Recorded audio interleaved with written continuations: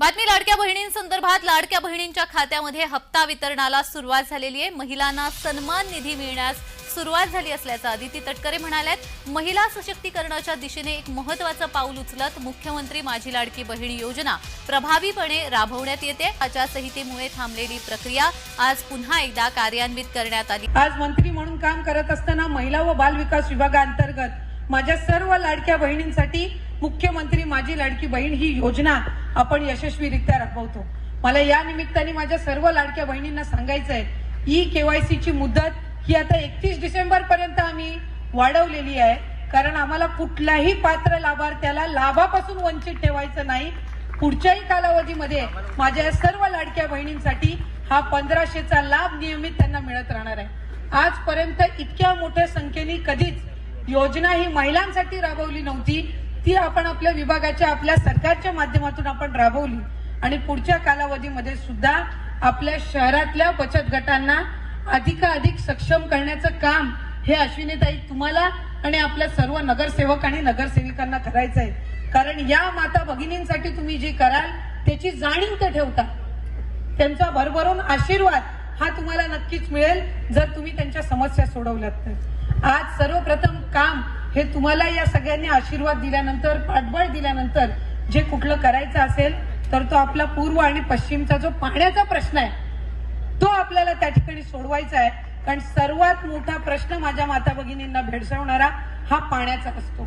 त्यामुळे एकदा ते काम तुम्ही हाती घेतलं, त्याच्यामध्येही आदरणीय दादांचं आपण विशेष लक्ष त्या ठिकाणी वेधून घेऊया।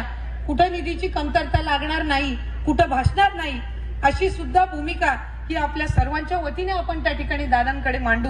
त्याचबरोबर आजपर्यंत रस्त्यांची कामं अनेक झाली असतील, पण ज्या मूलभूत सुविधा आहेत, महिलांसाठी असणाऱ्या कार्यशाळा आहेत, बचत गटांसाठी असणारे केंद्र असतील, अंगणवाड्या असतील, अंगणवाड्यांची संख्या वाढवणं असेल, हे आपल्याला पुढच्या कालावधीमध्ये करायचं आहे। कारण कुठलाही बालक हा पोषणापासून वंचित राहता कामा नये, कुठलीही गरोदर माता ही लाभापासून वंचित राहता कामा नये। म्हणून अंगणवाडीचे केंद्र, तुमचं पहिलं पत्र थेट नगराध्यक्ष पदाची तुम्ही निवडणूक आज लढवताय, या सगळ्या जणांचा तुम्हाला आशीर्वाद तर मिळणारच आहे, पण पहिलं काम जे तुम्हाला कुठलं करायचं आहे ते म्हणजे माझ्या माता भगिनींना बचत गटाच्या माध्यमातून अधिकाधिक सक्षम करायचंय। त्यांच्या हाताला तुम्ही रोजगार दिलात की या तुमची साथ कधी सोडणार नाही।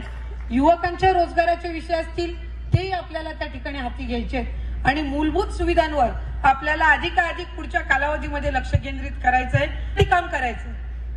लोकांची अपेक्षा ही आपण टीका करावी अशी नसते, लोकांची अपेक्षा ही असते की आपण त्यांचे प्रश्न सोडवले पाहिजेत। त्याच्यासाठी त्यांना नगरसेवक हवा असतो, त्याच्यासाठी त्यांना नगराध्यक्ष हवे असतात, दुसऱ्यांवर टीका करण्यासाठी त्यांना लोकप्रतिनिधी हवा नसतो।